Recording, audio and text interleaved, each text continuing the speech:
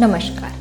જો તમને અઠવાડિયામાં ફક્ત 2 થી 3 વાર જ સારી રીતે મોશન થતું હોય, વોશરૂમમાં 15 થી 20 મિનિટ બેસવું પડતું હોય, અથવા રોજ સવારે પેટ સાફ ના થવાથી આખો દિવસ ભારેપણ અને ડિસ્કમ્ફર્ટ રહેતો હોય, તો ફક્ત તમે જ નહીં, લાખો લોકો આ પ્રોબ્લેમથી પરેશાન છે. અને રિસર્ચ અનુસાર ક્રોનિક કોન્સ્ટિપેશન દુનિયાભરમાં લગભગ દરેક 10માંથી 1 વ્યક્તિને અફેક્ટ કરે છે અને ઉંમર વધતાં તેનો રિસ્ક પણ વધતો જાય છે. પરંતુ સૌથી ઇન્ટરેસ્ટિંગ વાત એ છે કે કબજિયાતની શરૂઆત ઘણીવાર કોઈ લેક્ઝેટિવની કમીથી નથી થતી, પરંતુ એ ફાઇબરની કમીથી થાય છે. હવે આજકાલ ઘણા લોકો બ્રેકફાસ્ટમાં વ્હાઇટ બ્રેડ કે બિસ્કિટ્સ, લંચમાં રિફાઇન્ડ રાઈસ અને ડિનરમાં મેદા કે પ્રોસેસ ફૂડ્સ ખાય છે. પેટ તો ભરાઈ જાય છે, પરંતુ બોડીને એ ફાઇબર નથી મળતું કે જે ઇન્ટેસ્ટાઇનને હેલ્ધી રાખવા માટે ખૂબ જ જરૂરી હોય છે. અને જ્યારે ફાઇબર ઓછો હોય છે ત્યારે ફક્ત કોન્સ્ટિપેશન જ નથી વધતું, ગટ બેક્ટેરિયાનું બેલેન્સ પણ અફેક્ટ થઈ શકે છે, બ્લડ શુગર કંટ્રોલ પર અસર પડી શકે છે અને લોંગ ટર્મમાં મેટાબોલિક હેલ્થ પણ ઇમ્પેક્ટ થઈ શકે છે. તો સૌથી પહેલાં સમજીએ કે ફાઇબરનું કામ શું છે. તો જ્યારે ફાઇબર આપણા ડાયજેસ્ટિવ એન્ઝાઇમ્સથી ડાયજેસ્ટ નથી થતું, તે ઇન્ટેસ્ટાઇન સુધી લગભગ પોતાના ઓરિજિનલ ફોર્મમાં પહોંચે છે અને પાણી એબ્ઝોર્બ કરે છે અને સ્ટૂલનો બલ્ક વધારે છે. આનાથી સ્ટૂલ સોફ્ટ રહે છે અને ઇન્ટેસ્ટાઇનની મૂવમેન્ટ, કે જેને આપણે ગટ મોટિલિટી કહીએ છીએ, નેચરલી ઇમ્પ્રૂવ થાય છે. એટલે જ ડૉક્ટર કહે છે કે કોન્સ્ટિપેશનનું ટ્રીટમેન્ટ એ ફક્ત મેડિસિનથી નથી, પણ તમારી પ્લેટથી સ્ટાર્ટ થાય છે. તો ચાલો વાત કરીએ એવા 5 ફાઇબર રીચ ફૂડ્સ કે જે તમારી ડાયટનો ભાગ જરૂર હોવા જોઈએ. તો સૌથી પહેલો છે હોલ ફ્રૂટ્સ, ના કે ફ્રૂટ જ્યુસ.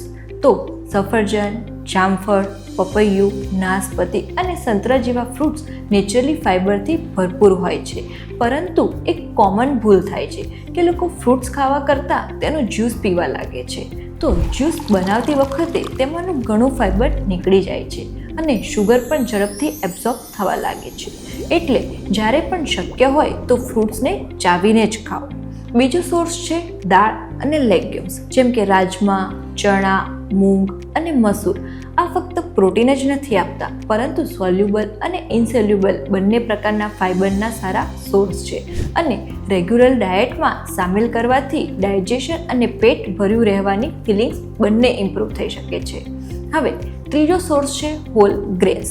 જો દરેક મિલમાં ફક્ત મેદો કે પોલિશ્ડ વ્હાઇટ રાઈસ જ હશે તો નેચરલી ફાઇબર ઓછું મળશે.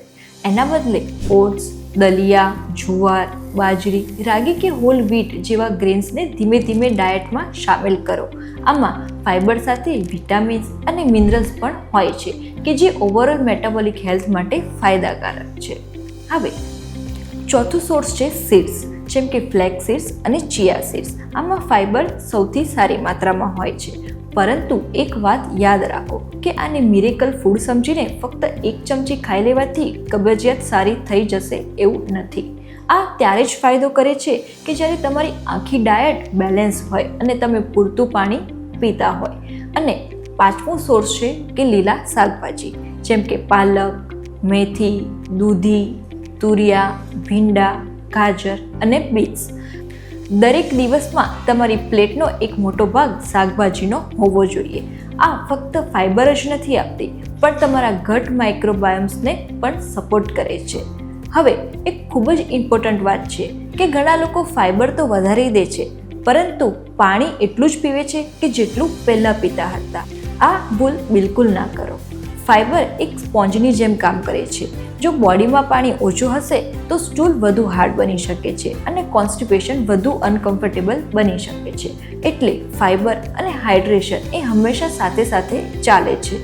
અને એક બીજી વાત, જો તમે ઘણા વર્ષોથી કોન્સ્ટિપેશનથી પરેશાન છો, સ્ટૂલમાં લોહી આવે છે, અચાનક કોઈ કારણ વગર વેટ ઓછું થઈ રહ્યું છે, અથવા તો 40-50 વર્ષની ઉંમર પછી પહેલીવાર સિવિયર કોન્સ્ટિપેશન સ્ટાર્ટ થયું હોય, તો તેને ફક્ત પેટ સાફ નથી થતું સમજીને ઇગ્નોર બિલકુલ ના કરો.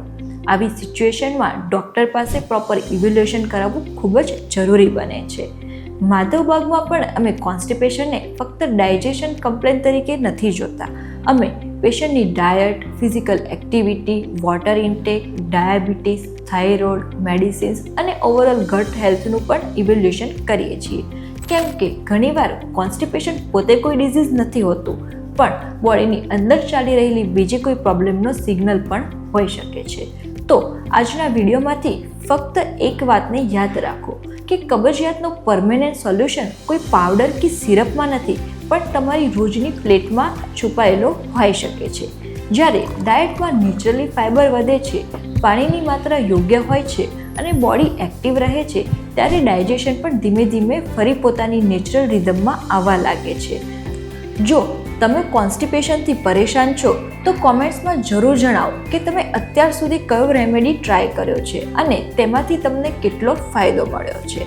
અને જો તમને આવી જ એવિડન્સ બેઝ હેલ્થ વિડીયોઝ ગમતા હોય તો વિડીયોને લાઇક કરો, શેર કરો અને અમારા ચેનલને સબસ્ક્રાઈબ કરવાનું ભૂલશો નહીં. ધન્યવાદ.